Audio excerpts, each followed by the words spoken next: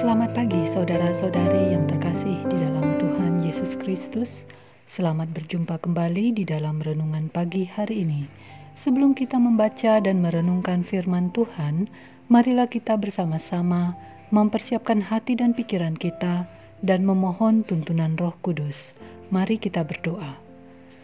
Bapa kami yang di sorga, dimuliakanlah nama-Mu selalu. Sukacita kami menyambut pagi ini, menerima kesempatan baru menikmati berkat, terlebih-lebih berkat firman Tuhan yang menerangi jalan kami. Kiranya Roh Kudus menyertai kami dan membuka pikiran kami agar dapat mengerti akan firman-Mu dan memampukan kami untuk melaksanakannya di dalam kehidupan kami ini.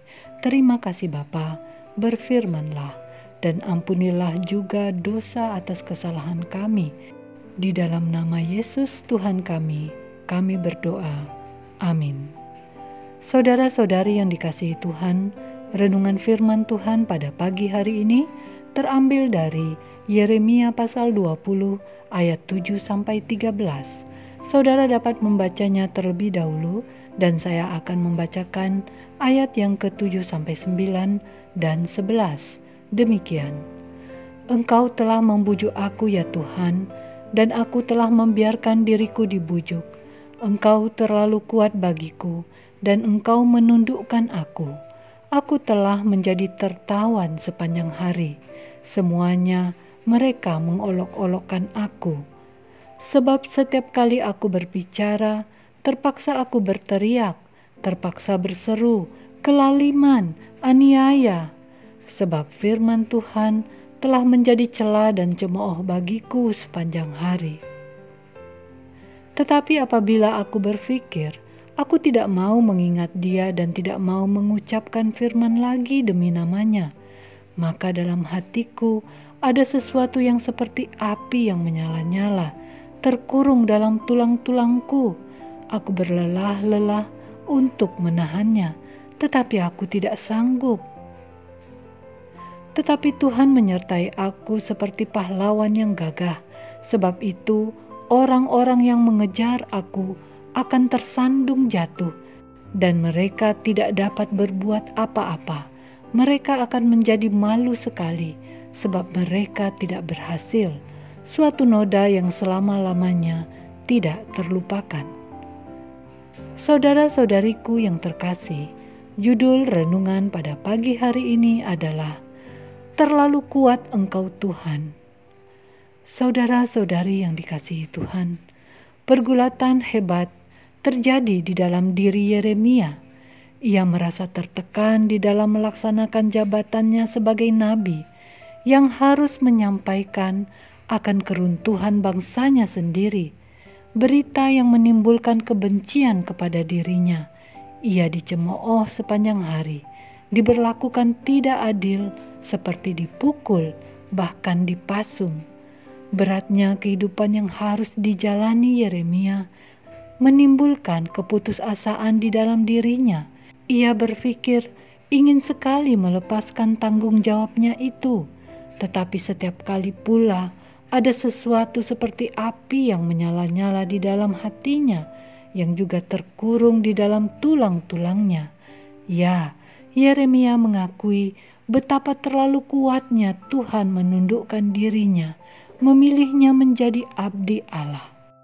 Kesetiaan Yeremia melakukan tugas panggilannya menjadikan dia orang yang tercela, diolok-olok, dihina banyak orang. Berbicara firman Tuhan menjadi cela dan cemooh baginya di sepanjang hari.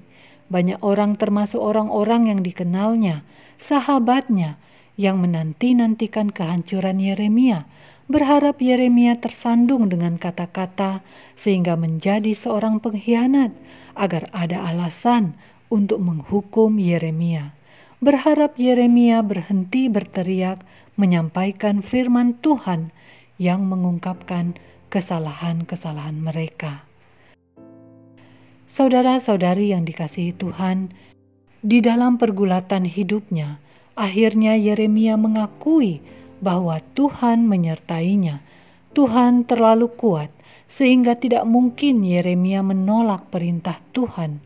Penyertaan Tuhan membuat orang-orang yang membencinya tidak akan pernah mendapatkan Yeremia tersandung dalam kata dan perbuatan. Yeremia menyerahkan dirinya dan memusatkan pikirannya hanya kepada Tuhan, memuji Tuhan yang memberi kelepasan. Saudara-saudari yang dikasihi Tuhan, memang ada banyak orang yang tidak suka bila kita menyampaikan firman Tuhan yang dapat mengungkapkan kesalahan-kesalahan.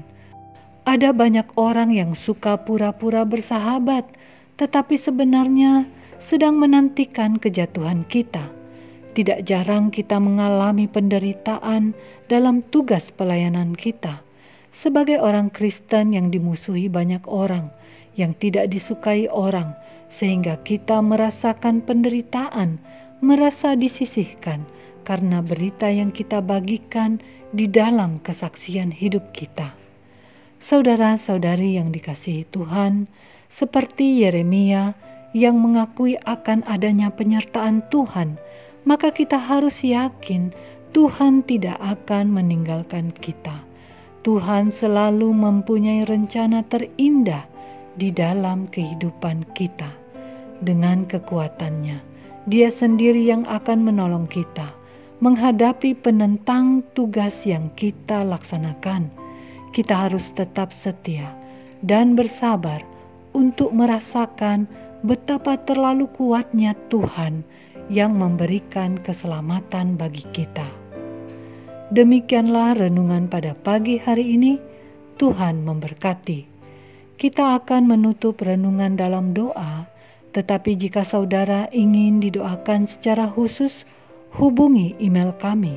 Kerinduan kami agar channel ini menjadi berkat bagi banyak orang. Mari kita berdoa. Ya Tuhan, terima kasih untuk firman-Mu ini. Kami percaya Tuhan akan senantiasa menolong kami, melepaskan kami dari segala ketertekanan hidup di dalam melaksanakan tugas dan tanggung jawab kami. Engkau akan meluputkan kami dari tangan musuh-musuh kami. Keluh kesah kami akan hilang karena kuat kuasa-Mu. Terima kasih Tuhan. Sebentar kami akan melanjutkan aktivitas hari ini. Biarlah Roh Kudus menyertai kami. Inilah doa kami, ya Tuhan Yesus. Amin. Saudara-saudari, mulailah harimu. Kiranya kasih dan anugerah Tuhan senantiasa melimpah di dalam kehidupanmu. Muliakanlah Tuhan di dalam setiap aktivitasmu dan jadilah saksi hidup bagi firman-Nya. Roh Kudus menyertai kita semua sampai berjumpa kembali di renungan berikutnya. Tuhan Yesus memberkati.